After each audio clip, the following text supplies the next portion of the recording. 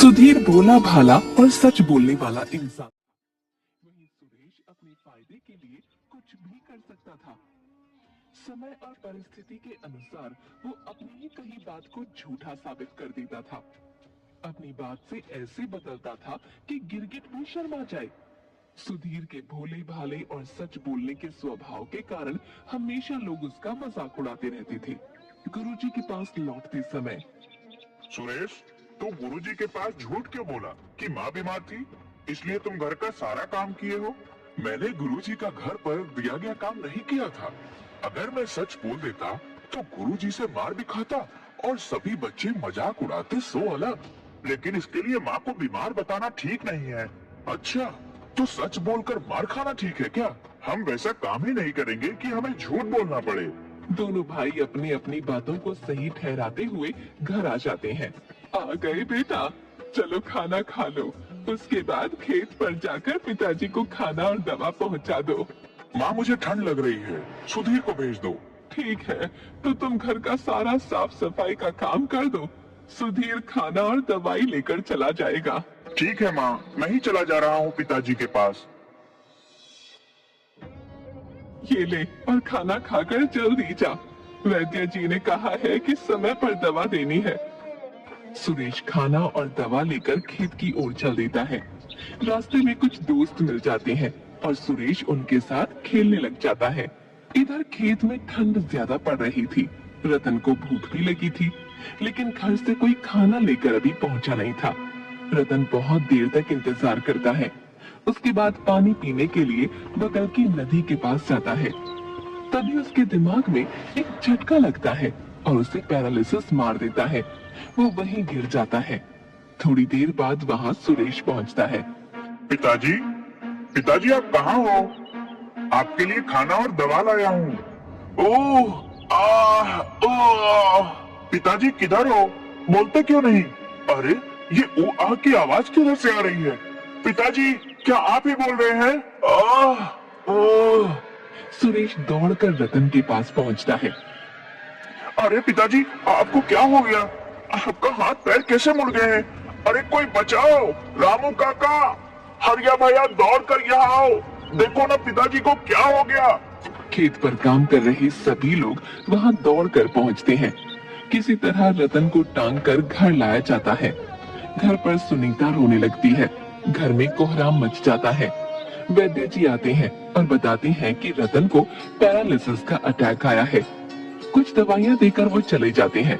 अगले दिन सुबह, देखो बेटा, पिताजी से अब काम तो होगा नहीं, इसलिए अब खेत पर काम तुम दोनों को ही करना होगा। भैया हमेशा पिताजी के साथ खेत पर जाते थे, इसलिए वही खेती करेंगे। मैं मंडी में अनाज बेच आऊंगा। सुरेश ठीक कह रहा है माँ, मैं खेत पर चला जाऊंगा। पिताजी के दवा के लिए पैसे चाहिए। सुरेश, कोठरी में जा, अनाज पड़े हैं और उन्हें मंडी में बेचा। ठीक है भैया, मैं उसको 4 गुना कीमत पर बेचाऊंगा। झूठ और बेईमानी मत करना। दूसरे दिन सुबह सुरेश मंडी में जाकर लालची सेठ करोड़ी मल से कहता है, सेठ जी, आपके लिए ऐसा माल लाया हूँ कि आप दंग रह जाओगे। ऐसा क्या लाए हो कि इतना गुप्त से बता रहे हो? मेरे पास 3 क्विंटल ऐसे मकई है जिसे खाकर आदमी अमर हो जाएगा। वह जिस उम्र का है उसी उम्र में रह जाएगा। अच्छा, पर मैं विश्वास कैसे कर लूं कि तुम्हारी मकई खाकर अमर हो जाऊंगा? अच्छा, विश्वास नहीं हो रहा हो तो ठीक है, मैं दूसरे सेठ से इसे बेच देता हूँ। वैसे भी उस सेठ को ज्यादा जरूरत है, वो कई दिनों से बीमार भी है। उसके रिश्तेदार तो चाहते हैं कि जल्दी मरे ताकि उसकी जीवन भर की संपत्ति को हड़प सके। अरे, तुम तो नाराज हो गए। आजकल के नौजवानों में यही एक समस्या है, बहुत जल्दी उत्तेजित हो जाते हो। तोल मोल तो मेरा पेशा है। कितने में दोगे ये जादुई मकई? 7,000 मोहरे प्रति क्विंटल के हिसाब से पूरे 21,000 मोहरे लगेंगी। क्या 30,000 मोहरे प्रति क्विंटल मकई की कीमत 7,000 मोहर? धीरे बोलो सेठ, कोई सुन लेगा तो पीछे पड़ जाएगा। ठीक है सेठ, मैं चलता हूँ। आपकी जान की कीमत 30 मोहरे लायक ही है। दूसरे सेठ 30,000 मोहरे आराम से दे देंगे इसके। बेटा, तुम उत्तेजित बहुत जल्द हो जाते हो। मैंने कहा थोड़ा बहुत कम कर दो। अरे सेठ, चलो 20,000 मोहरे लगेंगी। अगर हाँ हो तो बोलो, नहीं तो मैं अपनी बैलगाड़ी आगे बढ़ाऊंगा। एक पल रुको भाई, मैं अपने साला से पूछ लेता हूँ। अच्छा सेठ जी, एक बात बताइए कि आपका बेटा आपका व्यापार आपके बाद संभाल लेगा? अरे वही ठीक होता तो साला को बुलाता कारोबार संभालने के लिए। यानी आपके बाद आपके साला आपके जीवन भर की पूंजी का मालिक होगा। अच्छा, आपका साला मूर्ख है क्या? क्या बकते हो? वह व्यापार को दिन दुनी और रात चौगुनी बढ़ा सकता है। उसे हर नाफा नुकसान का ज्ञान है। तो वह चाहेगा कि आप अमर हो जाएं और वह जीवन भर आपके यहाँ नौकरी करे? नहीं नहीं, कभी नहीं चाहेगा।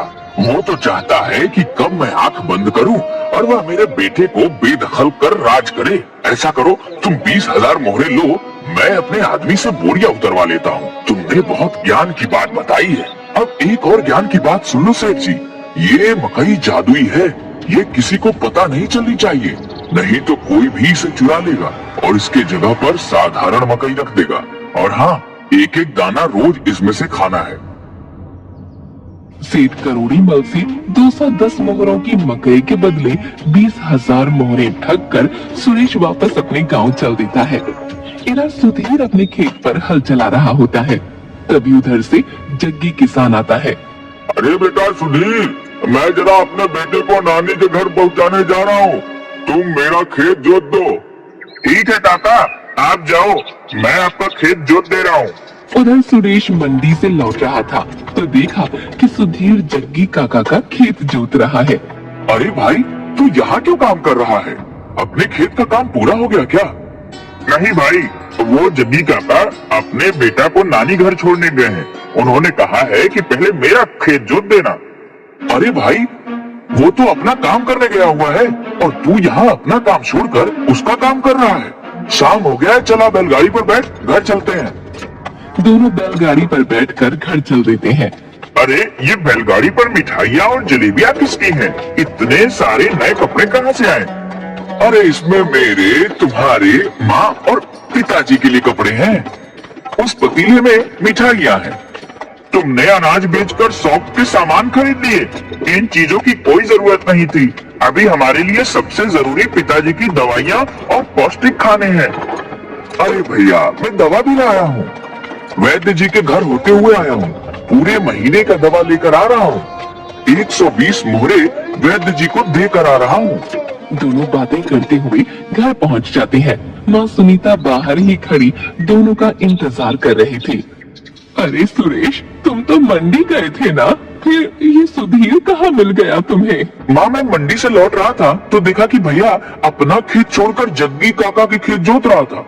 फिर मैं इसे गाड़ी पर बिठा कर ले आया। क्यों सुधीर, अपना काम छोड़ दूसरे का काम क्यों कर रहा था?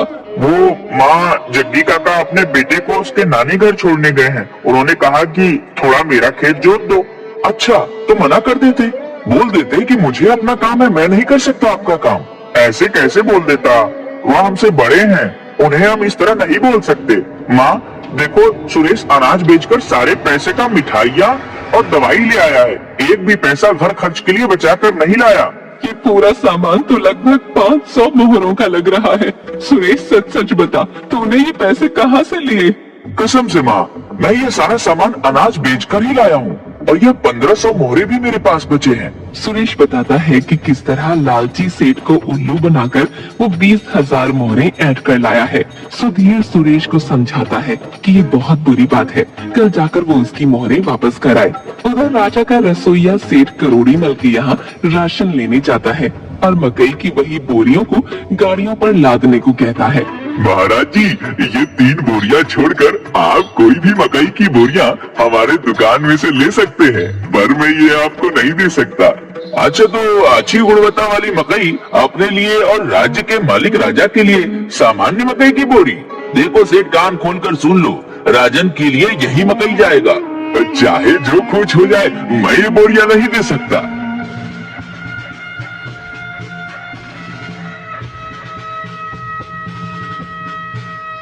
क्या बात है मंत्री जी, ये शाही रसोइया को क्यों यहाँ लाए हैं? महाराज, शाही रसोइया और सेठ करोड़ीमल दोनों बाजार में झगड़ रहे थे। महाराज, ये सेठ करोड़ी माल अच्छे मकई को अपने खाने के लिए रखता है और खराब मकई को शाही भंडार में भेजता है। अब महाराज की जय हो। महाराज, मुझे न्याय चाहिए। मकई की यह 3 बोरियों के अलावा दुकान में जितनी भी मकई की बोरियां हैं, उनमें से कोई भी आप इस्तेमाल कर सकते हैं, लेकिन मैं इन 3 बोरियों को नहीं दे सकता। अच्छा, ऐसी क्या खास बात है इन 3 बोरी मकई में जो तुम हमें नहीं दे सकते? महाराज, ये जादुई मकई की बोरियां हैं। इसको सेवन करने से आदमी अमर हो जाता है। वो कभी बूढ़ा नहीं होगा। जिस अवस्था में है उसी अवस्था में रहेगा। इसे हमने किसान से 20,000 मोहरे देकर खरीदे हैं। महाराज, दुनिया में ऐसी कोई चीज नहीं है जो इंसान को अमर बना दे। यह सेठ झूठ बोलकर हमें बहला रहा है। 200 मोहर के मकई को 20,000 मोहर में कौन बुद्धू खरीदेगा? उस किसान को बुलाओ, दूध का दूध और पानी का पानी हो जाएगा। सैनिक सेठ करोड़ीमल के बताए हुए हुलिये पर सुरेश को पकड़कर राजा के पास पेश करते हैं। राजा के पास सुरेश सच सच बता देता है कि वो करोड़ीमल से पैसा ठगने के लिए ऐसा करके आया था। सुरेश, तुमने बेईमानी और चालाकी से सेठ का मोहरे हट लिया है। इस अपराध के लिए हम तुम्हें 3 साल के कारावास की सजा सुनाते हैं। साथ ही करोड़ीमल को लालच न करने का चेतावनी दी जाती है। महाराज की जय हो। मेरा नाम सुधीर है और मैं इसका बड़ा भाई हूँ। महाराज, हमारे गुरुजी बताए हैं कि अपराधी अगर अपनी गलती को स्वीकार कर ले तो उसे सुधारने का अवसर अवश्य प्रदान करना चाहिए। बातें तो बहुत अच्छी और समझदारी वाली करते हो बालक, लेकिन अपराध की सजा तो मिलनी ही चाहिए। क्या कहते हैं मंत्री जी? जी महाराज, आप सही बोल रहे हैं। ठीक है, कल सुबह जो भी पहला 3 लोग मदद के लिए आएंगे, उनकी मदद तुम्हें करनी होगी। तुम्हारे पास 20,000 मोहरों में से 500 मोहरे अपने पास रखकर शेष मोहरों को मदद में लगाने की इजाजत है। दूसरे दिन सुबह पहला फरियादी एक बूढ़ी औरत आती है। महाराज की जय हो। कल रात आंधी में मेरा घर गिर गया, मेरी बकरी भी दबकर मर गई, मेरा कोई नहीं है। अब मैं क्या करूं? कैसे जीवन यापन करूं? बताओ, इनकी मदद कैसे करनी चाहिए? महाराज, इसे 5,000 मोहरे दे देते हैं। सुधीर, तुम क्या कहना चाहते हो? महाराज, मुझे लगता है कि 2 और फरियादी को पहले सुन लेते हैं। हो सकता है कि उन्हें इनसे ज्यादा की जरूरत हो। बहुत अच्छे, और फरियादी बुलाए जाएं। महाराज की जय हो। मैं एक राजमिस्त्री हूँ। मुझे काम 10 दिन बाद मिला है। 3 दिन से बैठा हूँ। 10 दिनों के घर खर्च के लिए कुछ मदद मिल जाती तो बहुत कृपा होती। ठीक है, अभी बाहर प्रतीक्षा करो। तीसरा फरियादी को बुलाया जाए। महाराज की जय हो। मैं एक पुजारी हूँ। मेरे मंदिर की कुटिया में अनाथ बच्चे रहते हैं, लेकिन जंगली जानवरों के आतंक से परेशान हूँ। आप कार्य तो बहुत ही अच्छा कर रहे हैं पुजारी जी। बताइए, हम कैसे सहायता करें आपकी? कृपया मेरे मंदिर के प्रांगण को पक्की 4 दीवारी घिरवाने की व्यवस्था की जाए और बच्चों की देखभाल करने के लिए एक आदमी की व्यवस्था की जाए। अब बताओ, इनकी मदद कैसे किया जाए? महाराज, इन सभी को बचे हुए 19,500 मोहरों में से मोहरे बांट कर दे देते हैं। सभी की जरूरत पूरी हो जाएगी। सुधीर, तुम्हारा क्या विचार है? महाराज, पुजारी जी को बच्चों को देखभाल और खाना पकाने के लिए एक आड़ की जरूरत है, राजमिस्त्री को काम की जरूरत है और बूढ़ी माँ को एक सहारे की जरूरत है। हाँ, ये तो तीनों फरियादी ने बताया अभी। अब क्या करना है ये बताओ। हमें लगता है कि पुजारी जी के अनाथ बच्चों के खाने और देखभाल के लिए बूढ़ी माँ उपयुक्त है। इनका कोई भी नहीं है तो एक दूसरे को सहारा हो जाएगा। बहुत अच्छे बालक, लेकिन राजमिस्त्री के लिए क्या किया जाए? महाराज, पुजारी के मंदिर के प्रांगण के चारों ओर 4 दीवारी बहुत जरूरी है ताकि बच्चे जानवरों से सुरक्षित रहें। राजमिस्त्री को उसी काम में लगा दिया जाए। बहुत अच्छा, सेठ करोड़ीमल के बचे हुए मोहरों को मंदिर में दान कर दिया जाए ताकि उससे बच्चों का भला हो सके और 4 दीवारी के लिए काम आए। वाह, मैं तुम्हारे न्याय से बहुत प्रसन्न हुआ। तुम्हारे भाई का सजा माफ किया जाता है और तुम्हें मंत्री जी का सहायक नियुक्त किया जाता है। हमें ऐसे ही नेक दिल और ईमानदार आदमी की जरूरत है।